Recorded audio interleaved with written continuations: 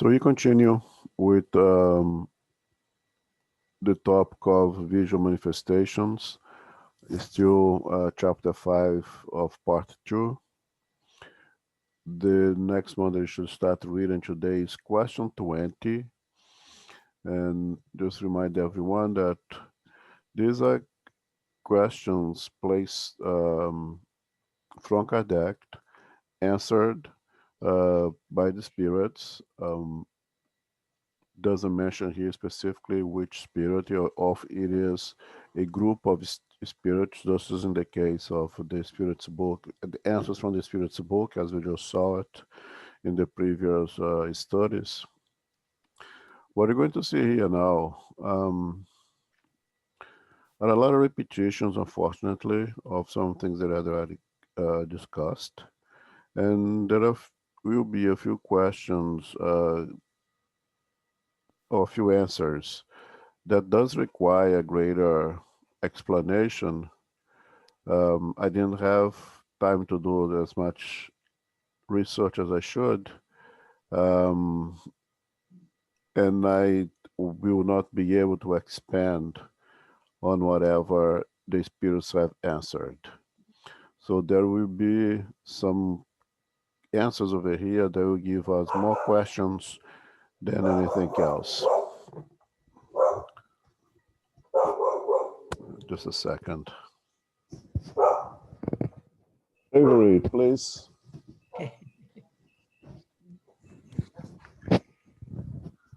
All right. So, right, do you want to read for us? Yes. Okay, we're on 20. Yes. Okay. Do those who see spirits do so with their eyes? They think they do, but in reality, it is their soul that sees them. This is proven by the fact that they can still see them with their eyes closed. How can a spirit render itself visible? The principle is the same as for all other manifestations.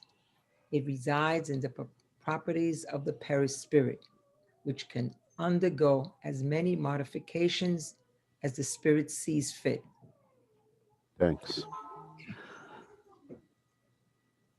So, except if it's a physical manifestation, if it's a physical phenomena, every time that we see a discarnate spirit, we are not seeing with our physical eyes. We can say that seeing with the eyes of the mind. We can say that seeing with the eyes of the soul. I think that's more appropriate. But definitely, we are not seeing with our physical eyes. Our physical eyes does not have the capability of seeing such ethereal matter. Okay? Unless, again, it is a physical manifestation, and we are seeing then a perispirit covered by dense matter that is visible to our physical eyes. Okay. Mm. Uh, the next question is exactly one of the type ones that, for anyone who is paying attention, it does not satisfy us and create a lot of more questions than answers, and I really can't expand much on that. When Kardec explains how can a spirit render itself visible, the answer is the principle is the same as for all of the other manifestations. It resides in the properties of the perispirit, which can undergo as many modifications as the spirit sees fit. So we don't know what all those properties are. We know the perispirit, as we're going to study in the Spirit's book, and even in this book further later on, has many, many, many properties, is capable of doing many things. And in association with the will or the mind of the spirit, it can modify itself in many different ways. One of them is render it visible to those who have the ability of seeing spirits. Mm. It's not that they can render themselves physical to all of us. Mm. They can render themselves visible for those who have the ability, who have the kind of mediumship or clairvoyance that allows them to see spirits. Okay?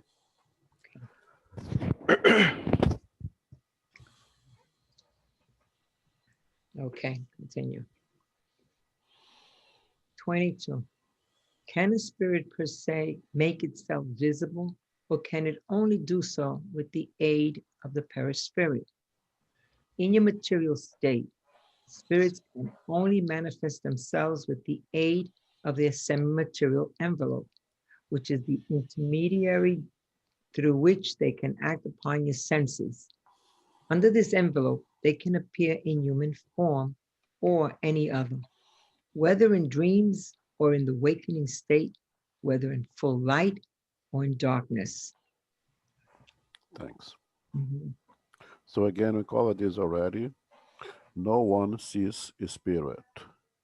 No Mm. one's in the physical world, no one in the spiritual world sees spirit, the essence.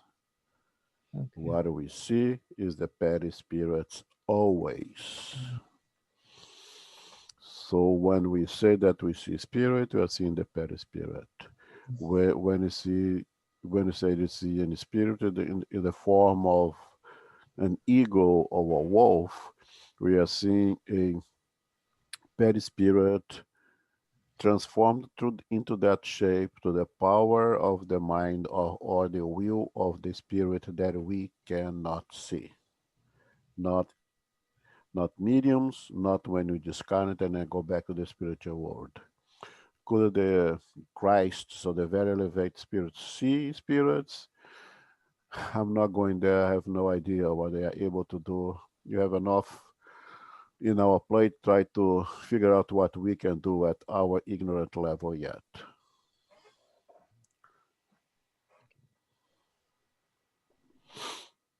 Questions, comments? Next. Okay, 23. Could we, okay, could we say that it is through a condensation of the perispirit fluid that the spirit makes itself visible? Condensation is not the right word. It only serves to make a comparison that can help you understand the phenomenon. While in reality, there is no actual condensation. The combining of fluids produces a special condition in the perispirit, which has no analogy for you, but which renders the spirit visible nonetheless. Thanks. Mhm. Um, Not that we have much of a choice. I think that for the limitations of our verbal communications, for the limitations of our understanding of things yet, we need to borrow words from physical sciences to explain many phenomena of spiritual nature. And the spirits here give an answer that is more a warning on the risk of borrowing those words from physical sciences, or at least to have a very clear understanding that we are borrowing these words because we really don't have any other word, but we don't know exactly if that's the way it is. Condensation, Kardec asked if could we say that it's through a condensation of the perispirit's fluid that the perispirit makes itself visible. Well, condensation is a word of a physical sciences, a word of chemistry that Kardec is borrowing to try to explain phenomena of spiritual nature. And the spirits give us the warning. Condensation is not the right word. Well, so what is the right word? The spirit does not tell us what the right word, right? Mhm. And that's the thing that I said in the beginning creates a little bit of frustration for us to try to grasp and understand this thing a little bit more. Well, condensation is not the right word. Can you tell us what the right word is? Perhaps not. Perhaps is what you just studied in the first part, which is wrong, that not everything has been revealed to us. And some of the things that have been revealed to Kardec, he didn't want Kardec to share with us yet. Mhm. So we don't have much information beyond that. It only serves to make a comparison that can help you to understand the phenomenon. doesn't do much of a help, but at least to me. While in reality, there is no actual condensation. The combining of fluids produces a special condition in the perispirit which has no analogy uh, for you, but with which renders the spirit visible nonetheless. And I think the important thing here is has no analogy. To explain things to us that have no analogy becomes extremely difficult, if not impossible. I go back to the fish who leaves the ocean and spend a weekend in Times Square, and I have to go back and explain to the other fishes, the other fish, I'm sorry, what that fish had experienced, had seen in Times Square. Become extremely difficult when you have nothing to make an analogy in the bottom of the ocean in relationship to what that fish is seen in Times Square. So for the spirits to come and give us an anatomy and physiology of the perispirit becomes extremely difficult if there is nothing that is analogous to in our physical world here. Mm. Yeah, I know it's frustrating. It is frustrating for everyone who is eager to know more. But I don't know if the spirits thought they were ready for this world, perhaps they bring for us, or perhaps it's our duty, it's our work, is our to go and do our research and figure out what is this thing that is not condensation, but is the best word perhaps that Kardec could find. Mm. Okay. Okay. Okay, 24. Okay. Yep. Are the spirits who appear always intangible and inaccessible? In their normal state, they are intangible, like in a dream. Nonetheless, they can make an impression upon your sense of touch and leave signs of their presence. In some cases, they can even render themselves tangible for a moment, which proves the existence of some kind of matter between them and you. Okay. So perispirit is, as we know of, made of matter, but is extremely ethereal matter that is not palpable. It's not tangible. Could it render itself tangible in one another situation? Yes. To mediums who have the ability of seeing spirits and have the enough sensibility to even try to touch those spirits. Mm. Can we do that in our dreams? We have the impression that we can, but are we really doing it? I'm not sure. Mhm. Mm.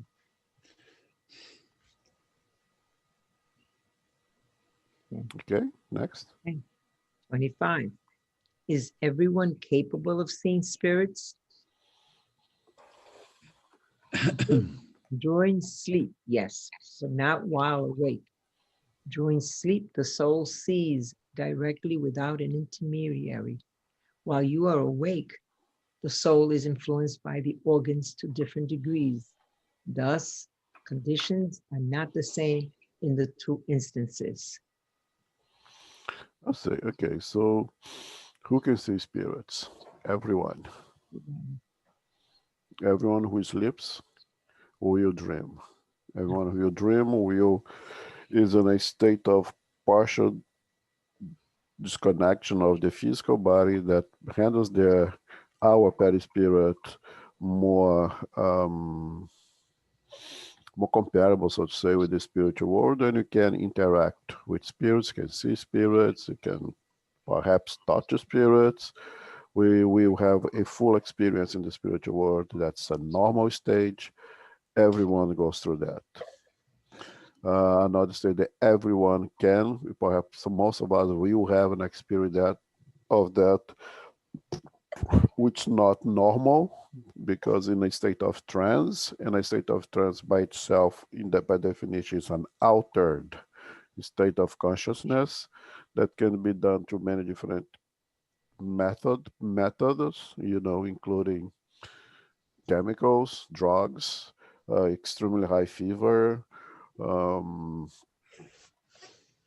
extreme ways of altering our mental state. You may have glimpses of the spiritual world, you may have glimpses of spirits.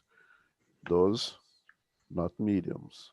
Then you have the clairvoyants who have a organic disposition to see things of the spiritual nature, and you have seeing mediums that in a state of mediumistic trance can see spirits.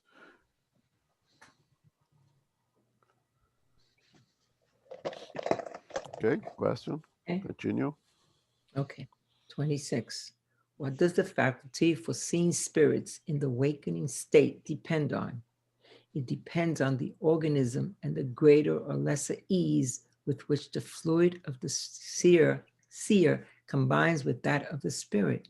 Hence, it is not enough for the spirit simply to want to show itself. The spirit must find the required aptitude in the individual to whom it wants to show itself. Can this faculty be developed through practice? It can be, as can all other faculties. However, it is a faculty that is better left to develop naturally rather than artificially, because in the latter case, there is a risk of overexciting the imagination. The common permanent ability to see spirits is exceptional, and normal human conditions are not conducive to it. Okay, thanks. Mhm. Yeah. Well, what is that? Okay, what does the faculty of seeing spirits in the waking state depends on? Well, it depends of two things. It depends on the spirit have the will and the seer have the capability. Those two things they have to meet. A spirit has a desire to make render itself visible to someone who has the capability of seeing spirits, seeing mediums. Now, can everyone develop that that capability to practice? We can educate our mediumship, but you have to have it to begin with. Okay, you can educate what you have. You can ameliorate what you have. If you don't have it, you don't have it. Okay.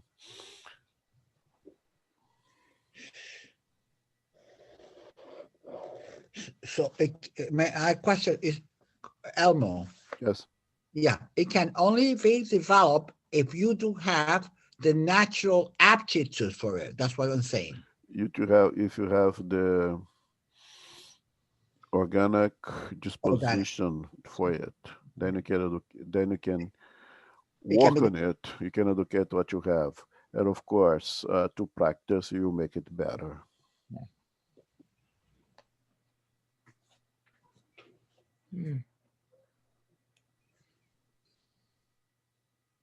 Okay.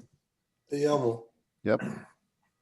Those people that never develop any symptom of connection with the spiritual realm, like seeing, psychography, psychophony, any of those, and they take those drugs like ayahuasca and those stuff that supposedly will open your third eye or something like that. Do you have any knowledge how does that work, in a sense of in a minute you're not seeing nothing, the second after you already experienced those things without any training off, just through a physical stimulation? Yeah, that's what I said. The two ways that non-mediums, no clairvoyants will We can see. barely hear you. Is it better now? Yes. Yeah. Yeah. So the two ways that individuals without mediumship can see spirits is one is to dream, and two is to an altered state of consciousness that can be achieved through many different means. One of them is chemicals. So those individuals drinking those funny teas and smoking those funny cigarettes,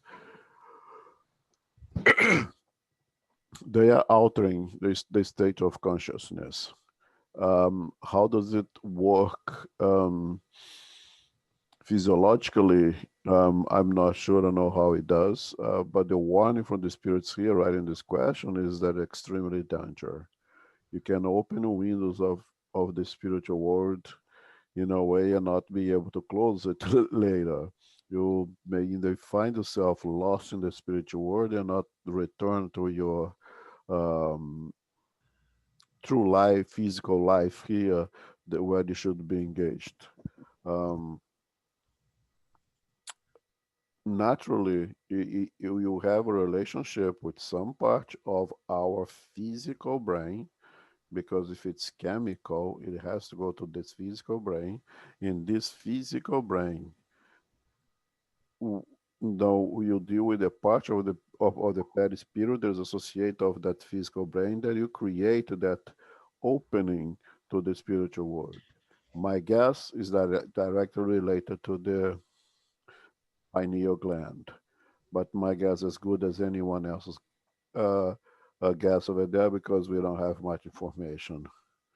But fact is that those individuals will have visions that it is beyond just a hallucination, because they can relate things. They can speak of individuals that are in the spiritual world. They give details of things in the spiritual world, that it's not a classical hallucination. So someone that is having seeing things that it's outside the spectrum of spiritism, of spiritualism, I should say. But extremely dangerous. I mean, the one is right here, you know. The common permanent ability to see spirit is exceptional, and normal human conditions are not conducive for it. If you don't have that normal mediumistic ability, you should not be forcing to open that window that is closed for a reason. Very good. Elmo, can you hear me? Yes. Yeah. It is my understanding that in South America, I don't know if it's Peru or Ecuador, that they do have like what they call ayahuasca ceremonies, in which it's like a concoction that people take. So, Just about everywhere in this world that people have developed means, methods to interact with the spiritual dimension for many different reasons. Most of them for mythical and mystical reasons. Some of yeah, them seeking uh, treatment, for physical illnesses. Um, it's not only Brazil, it's not only South America. They have many in Africa and in Southeast Asia. There's many ways of get high and get into the spiritual world. yeah. The problem is, people find those things that work, and usually those individuals do for good reasoning, for good intention, and people find those things and start to do it for entertainment or for mere curiosity, and that's when they get in trouble.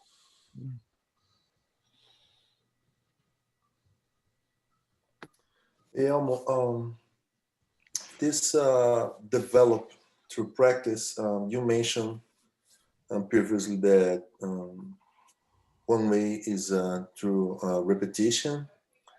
Evidently, through the studies, and one apply him or herself,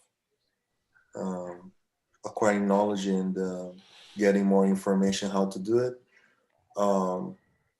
We also, I think, there's some spirits centers.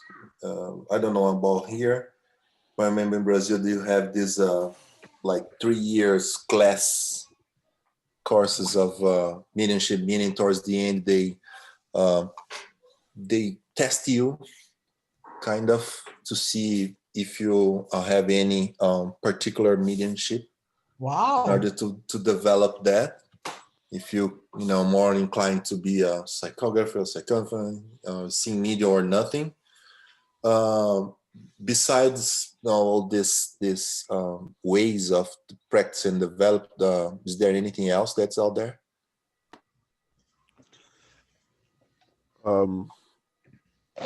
With spiritism, that's what we have out there.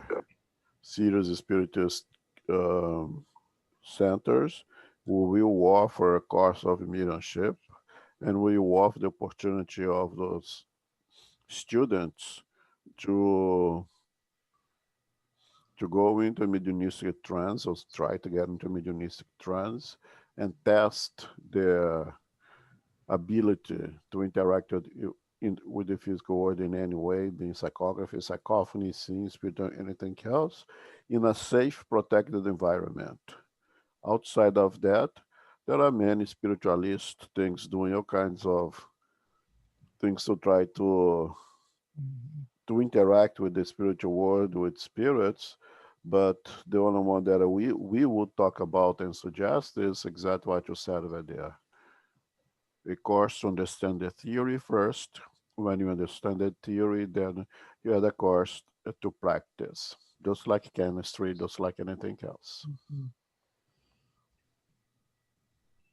Yeah. I think, again, we study mediumship here in accordance to spiritism. Mediumship does not belong to spiritism. Spiritism did not invent it.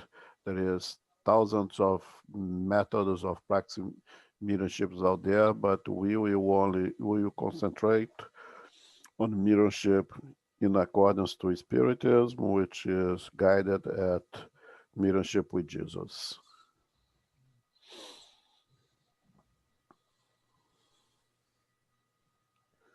And I don't think there is anything better than study the theory first, and then when you understand the theory, then you test it, then you go into the practice.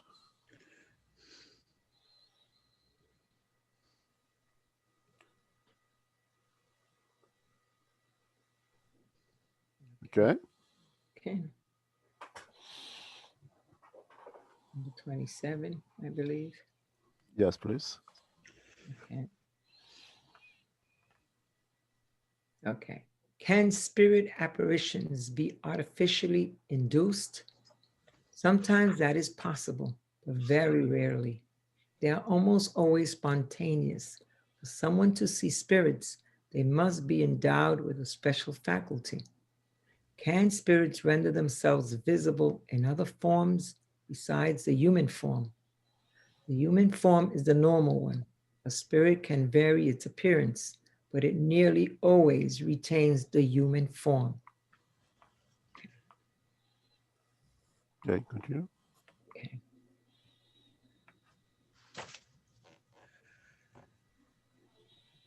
Continue, sorry. Oh, yes. Can't they appear in the form of a flame? They can produce flames of light as well as any other effect to demonstrate their presence, but such attributes are not of the spirits themselves. A flame is usually an optical effect or an emanation of the perispirit. In every case, it is only a part of the perispirit, which only appears in its entirety during visions. Okay. Thanks.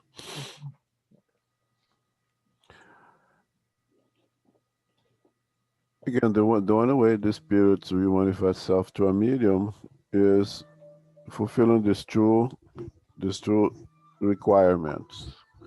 One, the spirit wants to make himself render himself visible to someone who is able to see it, and that someone must have this natural disposition to see it.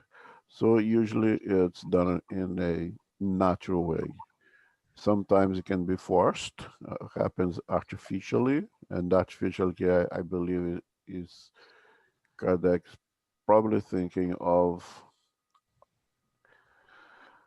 other ways in which we can place ourselves in an altered state of consciousness and be able to see spirits. And right now, if you take this question for nowadays, we know there is a lot of individuals doing researches and doing things I feel really serious about, and most of them I contest their seriousness. That is using technology, they're using means to make spirit visible. There's this woman, as I mentioned, that she was being able to, according to her, to making spirits visible, or but only the face inside of some special balloons that she created, and with some kind of special lighting, she's been able to bring the faces of spirits, and actually being able to take photography, take pictures of this. And most of the work that she's done, she's taking those pictures and it's being sent to the mothers of the ones that they do confirm. Those mothers confirm that indeed those faces that show up inside of those balloons are indeed their discarnated daughters or sons. But that would be again an artificial way. If it's really indeed the case, it will help with the will of the spirit to make itself render itself visible. Otherwise, that would not happen.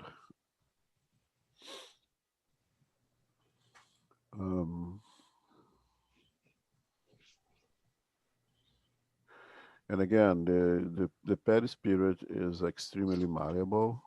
It can transform according to the will, the mind, and the know-how, of course, of the spirit, and presents itself in different shapes and different forms.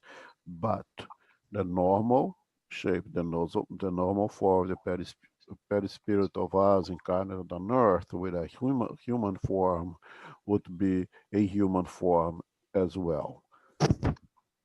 So in a normal state, the perispirit has a human form. We will look pretty much like ourselves when we lose this physical body and go back to the spiritual world. They can produce effects, of course, and one of them is to present as a flame or something like that. I question why Kardec asked specifically for a flame. Do you have an idea, João?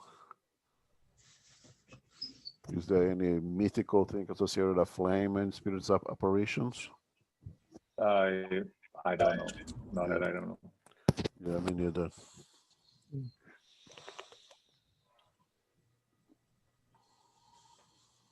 Okay. Okay, number 29, I believe. Yep. What are we to think of the belief that attributes will of the wisps to souls or spirits? Superstition resulting from ignorance. The physical cause of the will of the wisps is well known. Was the blue flame that appeared over the head of Servius Tullius while he was an infant real or only a legend? It was real, produced by his familiar spirit, who wanted to warn his mother. Because she was a seeing medium, she saw the radiation of her son's protector spirit. Seeing mediums vary in their degree of perception, just as writing mediums vary in their ability to write. While this mother saw only a flame, another medium might have seen the spirit itself. Okay, so many superstition, mysticism associated with spirits and spirits apparition. One of them, will of the wisps, is the little that is a condensation that comes out when we discarnate, and some people think that little things that they see is the spirit leaving the body. I don't know this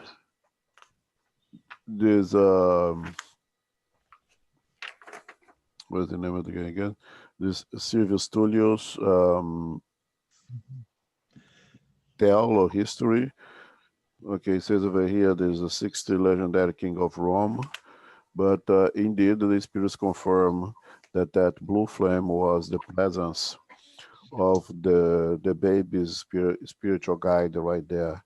That mother was a medium, a seeing medium, and was able to see it. And that I'm sorry I can't go modified on that because I don't know much of the story.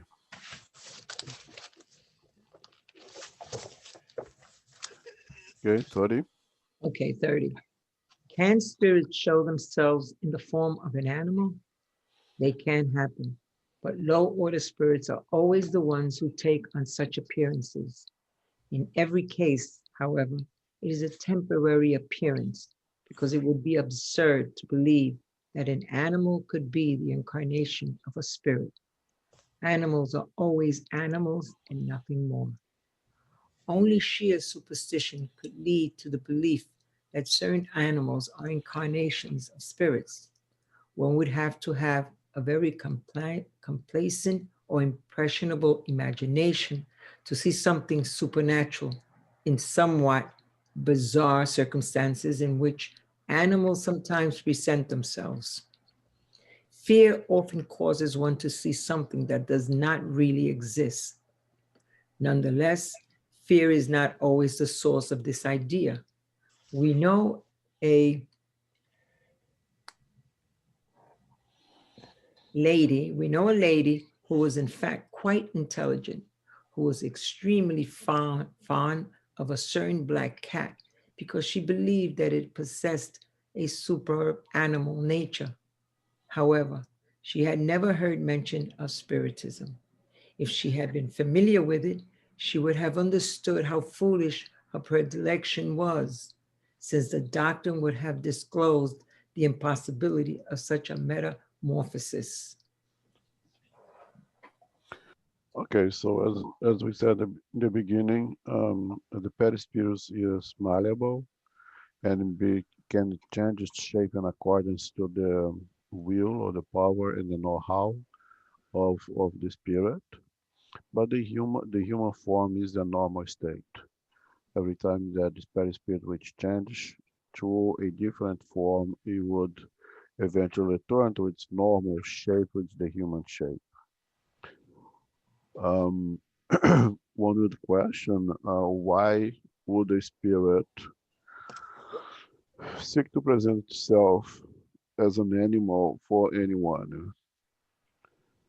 Certainly, you would expect that more elevated spirits would not engage in this kind of activity, nor more elevated spirits definitely would not use any form or shape that would be frightening, that would scare anyone.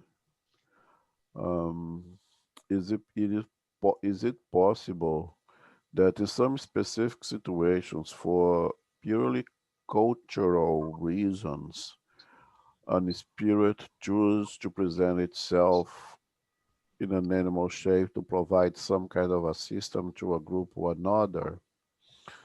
Let's assume among the northeast Indians, that let's say that they believe that the ego is some kind of god and is able to provide some kind of assistance in one or another situation, perhaps among us to the spiritual leaders of that group, there is a medium, a seeing medium. Could be that a more evolved, not really more evolved, because you'd not be able to play with the perispirit as much because of being a very ethereal perispirit, but more elevated spirits with the goal, with the idea of helping those individuals present themselves in the shape of an ego to provide some assist to those spirits. I think that is those individuals. I think that is conceivable.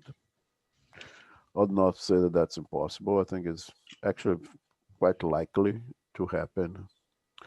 I do remember one time, and that was one of the lessons that I took in the center quite some time ago. At the end of a meeting, a couple, I stood behind, Jean was not there, and they wanted to have some question or talk to me, and I gave them some time to talk. And they were saying like both of them were seeing mediums, and the guy, spiritual guide, was a white horse. It was a beautiful white horse that when he would always appear to them and talk to them, in a specific case, they speaking in words, legible words, yes, just no normal English. Every time that he was in some kind of danger or something like that, that horse would present itself and talk to them, and I told them at that time that likely that is a spirit that in normal stage has a perispirit with a human form. And I don't know why they would choose to appear to them as a white horse. They got extremely offended to what I have said, and they left. They never came back to the place. So that led me to the lesson that you need to be careful when you tell those truth, that perhaps it cause more harm than good.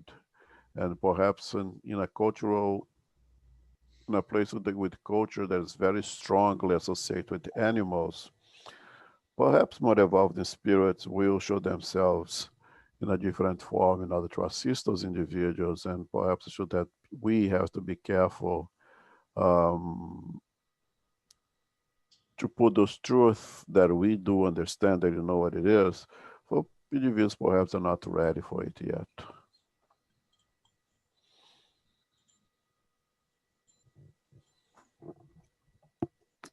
Hey, Elmo, so spirits that less morally evolved, let's put that way, they might not know how to manipulate all that in order to show themselves, right? Well, Because they would have to be intellectually evolved enough to know, not morally. okay. And for example, because we in books, and we study that sometimes you see not the spirit itself, but things around the perisprit. Like in a higher order spirit, you might see a light, a blue light, or something else, or on a lower spirit, perhaps you see some kind of a mud or whatever that shows some sort of deformity or whatever. So all those little things that goes on that person, that's not like the spirit, oh, let me show myself with mud. That it comes with the territory according to their morally intellectual evolvement, right? Not sure if I understand your question, Renato. Let's say a high order spirit.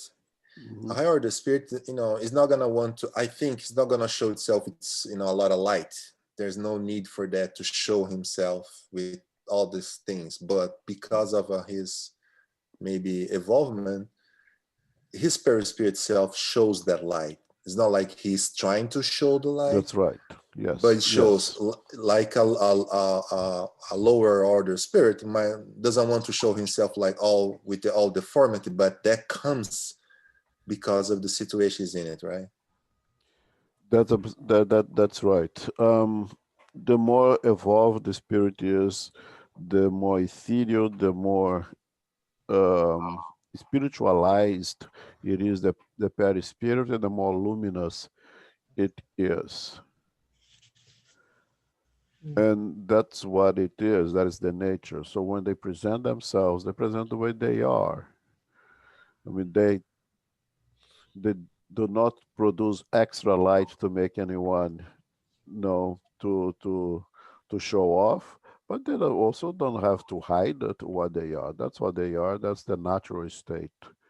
They are luminous beings because they have a very, very ethereal perispirit, and the natural luminosity of the spirit comes off like that.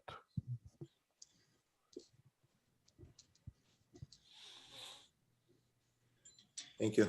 And again, I mean, very often that is the reason that the description of those luminous beings has created the idea of angels with halos and with wings, which what we believe to be the luminosity of those spirits that goes beyond the the perispirit itself and make it look like wings or like halos and stuff like that.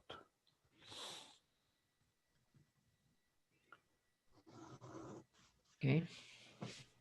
Okay. Okay. A theoretical essay on apparitions. The most common manifestations of apparitions occur in dreams during sleep. These are visions.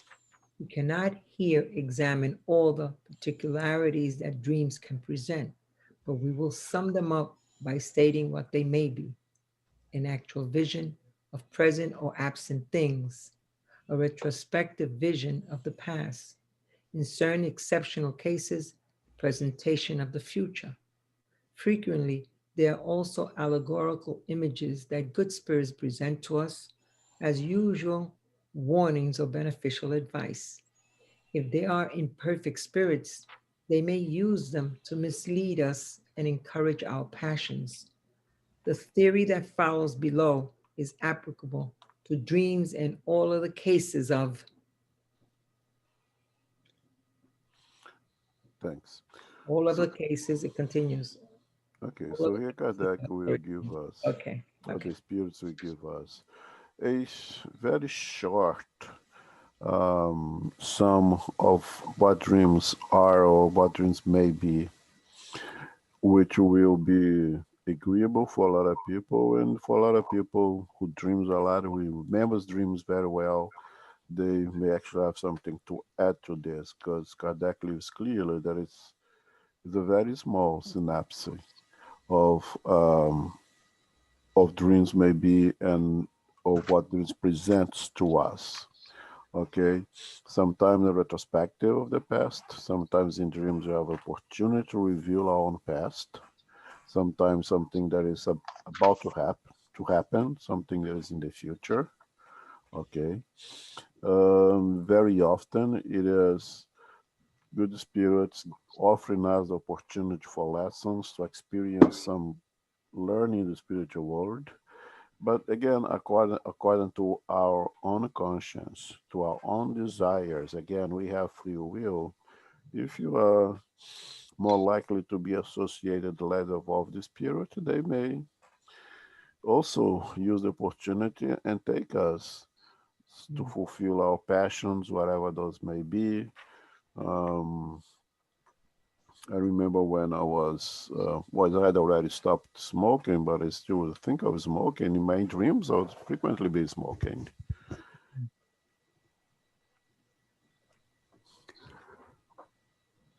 Okay. Yeah. So, just gonna going to the extreme so we understand. Well, I'm asking for your guess because there's no way for us to know. But let's say a person like Divaldo, that, at least for us here, is an example of a spirit that's, let's say a little bit more evolved than us, would dream differently, right? Because of the more evolved, probably will not struggle like us seeing, darkness and kind of stuff like the way we see. Probably would be experiencing maybe a work on the spiritual realm, which one of the angels or whatever, doing things more related of his or her involvement. So, because I'm trying to get that our dreams might be a clue that's showing us our mental state, our real mental state. Because sometimes we are here studying, praying, doing the right thing, But in our dream, when we are really free, that we can really be ourselves, that's when we are getting together with the folks that it shows who we really are, right? Yes, all of us will dream pretty much the same way.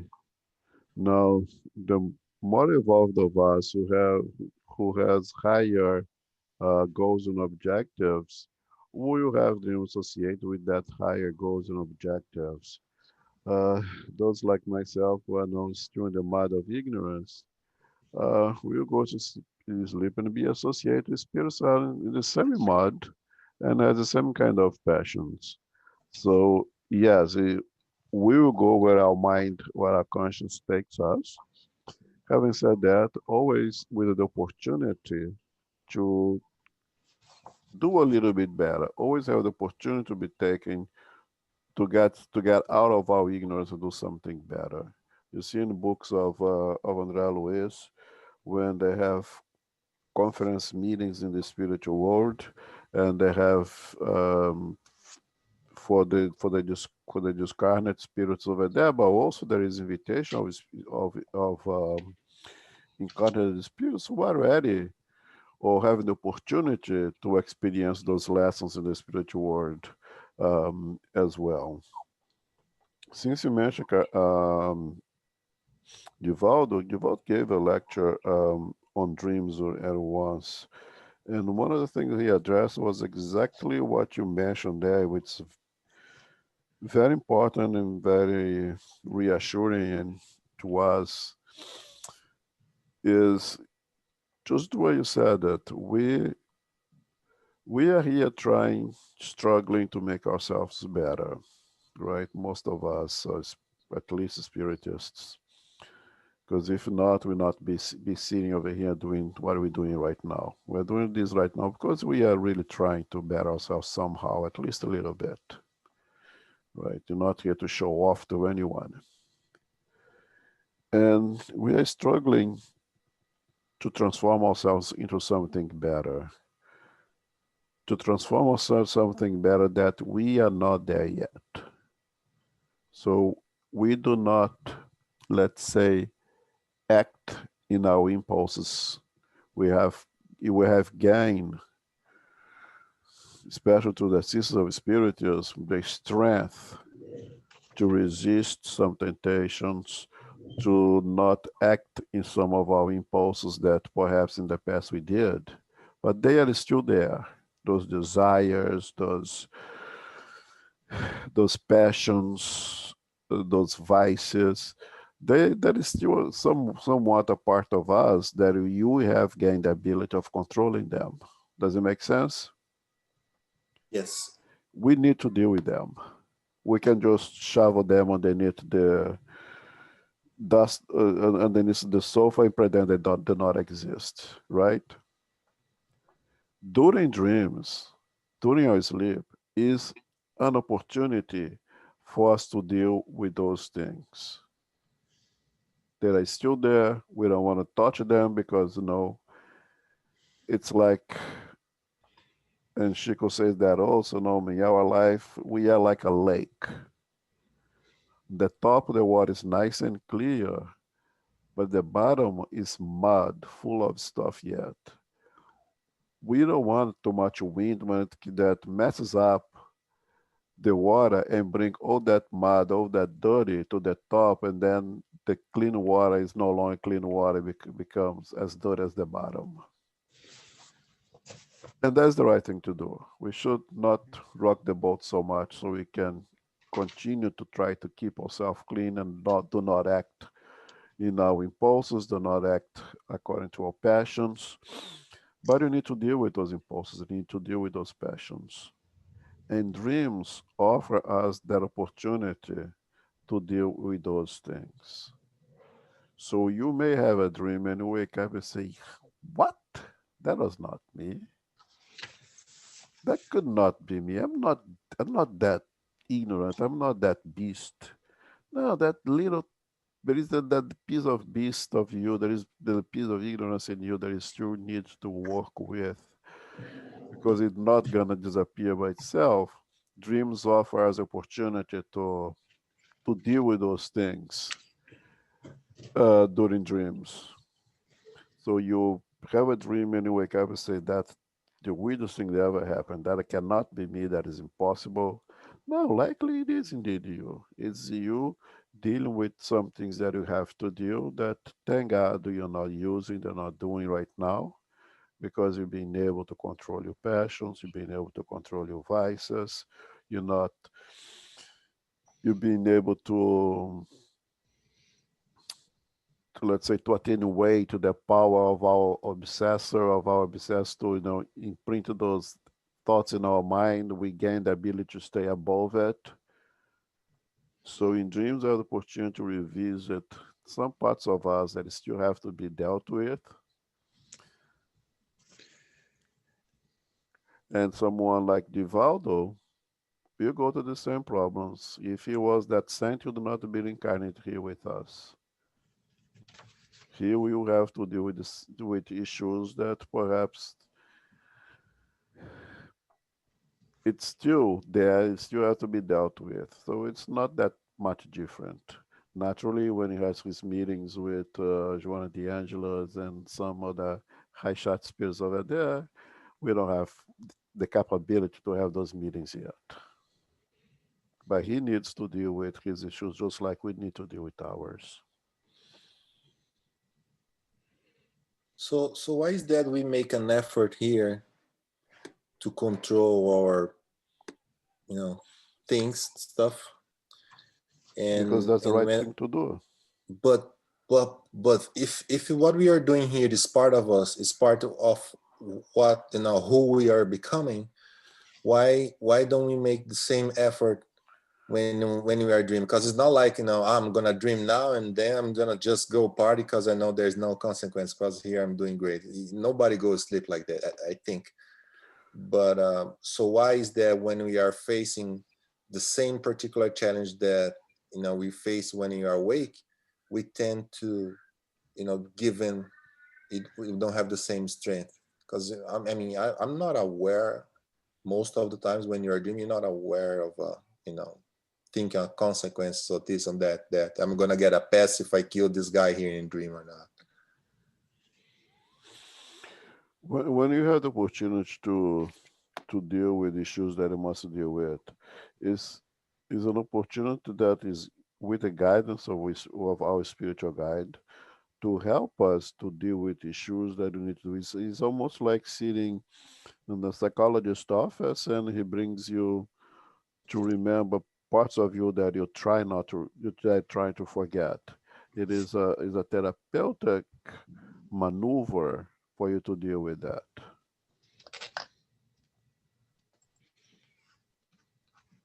I'm not sure if you understand your question. I'm sure I did not answer your question. I'm not understanding your question. No, you answer part of it, because for example, here I seen this guy that's pissing me off at work. So I see, and then okay, just I pray for him, and then I do the right thing.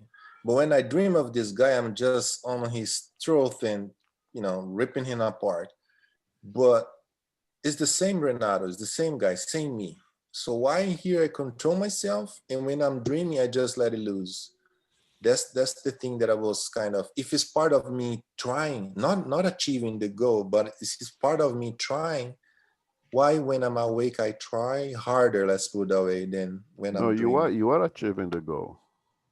The goal is not act on violence, and you do not act on violence. So achieve the goal.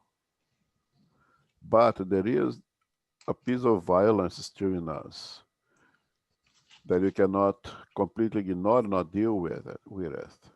During dreams, we have an opportunity to deal with that. And perhaps we fail and we go and act in a violent way. Okay? You achieve the goal because the goal is not to act in a violent manner. With a continuous practice of that, you become less and less and less violent. As a therapeutic spiritual maneuver, you'll be able to deal with issues of violence during your dreams. And the same goes for sex, for any other things, other passions. Yeah, but then who am I? Because I'm not gonna be on this body for too long. We're gonna go back to the spiritual realm with all that freedom.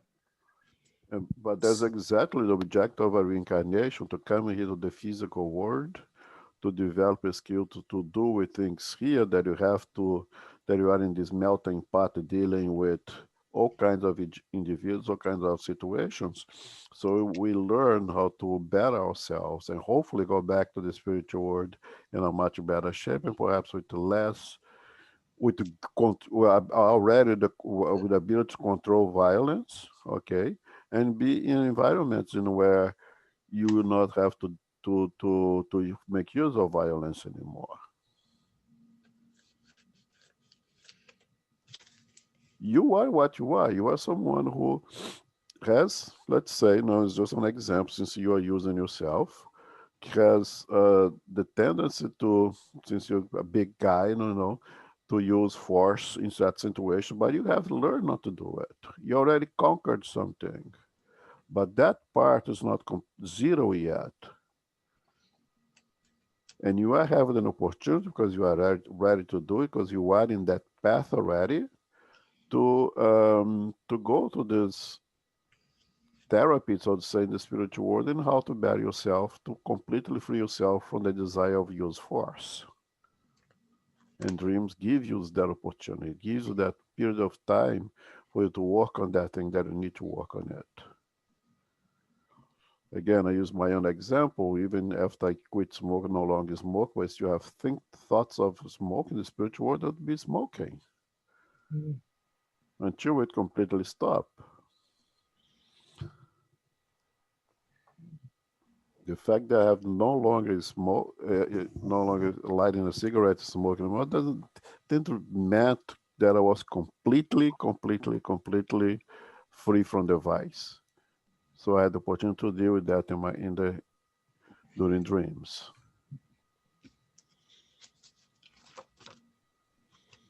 Just thinking, processing everything you said. We think should take more seriously our dreams. Of course. Oh boy. Because But again, Kardec says over here, sometimes the retrospective vision of the past. Sometimes something is going to happen ahead. So when we analyze our dreams, we have to be very careful. That's not always the case. What I'm saying here, but if one of us have a dream that you are in those crazy Greek orgies and wake up and say, "What? That's not me." Maybe there is a part of you that you should think about it. But not necessarily the case. Dreams are extremely complex. Yeah, because dreams that I kind of figure out that has to do with spiritism and mediumship or whatever, I'm addressing them all, trying to figure out a way to smooth that out the edge so I can sleep better. By the other dreams, I wasn't even considering. I was like, maybe it's just maybe I saw a movie or some sort of impulse or whatever. But now I'm kind of gonna pay more attention, because there's a lot of work to be done. Glad to be helpful. Yeah, but you have to remember, Renato, that not specifically everything that we remember in the dream is exactly what happened in the dream, right? Our brain is very smart and connect the dots that are not connected when we bring our remembrances, partial remembrances from our dreams in the spiritual world, right? So just be careful with the interpretation of the dreams. The spirits tells us, that Kardec tells us here, right, to be careful with the interpretation of the dream. Thank you. Yeah, I'm sorry. I think we went away over time. Someone who can make the final prayer for us, please. Okay, I'll make it. Oh, okay. Paco, you gonna do it? No? Okay, I'll make it. I'll do it. Our spiritual benefactors, our guardian angels, all that have contributed here. Now listen tonight to visual manifestations. We are so grateful as we join here together, continuing our studies for the week of learning and understanding, and most important, to put into practice in our lives. We ask the Father, as we leave this meeting today, be able to keep our prayers going throughout the week, all that are going through heartaches, pain, and suffering, for those who have gone to the spiritual world and for those who stay behind. We pray for their strength and courage. We ask for the protection of our spiritual group, our teachers, our mentors, our mediums. We thank you, dear Lord. May we continue again to meet again next week and to remember, continue our prayers with love and faith in our hearts. We thank you, dear Lord. And with that in mind, we ask permission to close our meeting today. So be it.